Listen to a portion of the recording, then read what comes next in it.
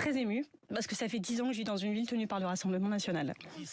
Lundi matin, Marine Tondelier laisse éclater sa colère sur France Inter.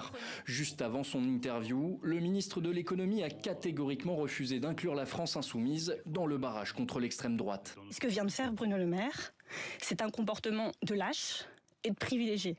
De privilégié.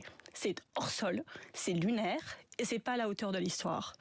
Est-ce que le Rassemblement national a la possibilité d'être en majorité absolue à l'Assemblée nationale? La réponse est oui. Oui. Est-ce que la France insoumise a la capacité d'être à la majorité absolue à l'Assemblée nationale? La réponse est non.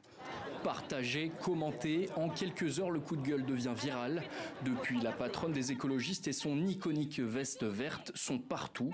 Télé, radio, quotidiens nationaux, enchaînant les séquences fortes. Sur BFM TV, elle refuse de saluer Jordan Bardella, le patron du RN, qui n'a pas voulu débattre avec elle. Le lendemain, sur TF1, elle appelle les électeurs du centre et de la droite à faire barrage.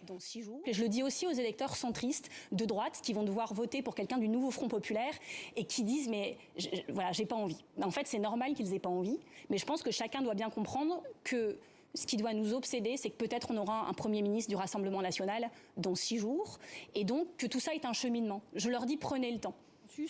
Malgré le maigre score de son parti aux européennes, seulement 5%, Marine Tondelier s'est imposée en 3 semaines comme une figure politique de premier plan.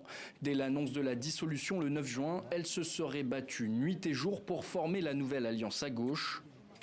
Rompue au combat contre l'extrême droite au conseil municipal de sa ville d'Hénin-Beaumont, la voilà au centre de la photo. Certains la verraient même à Matignon, à la tête d'un gouvernement d'union nationale.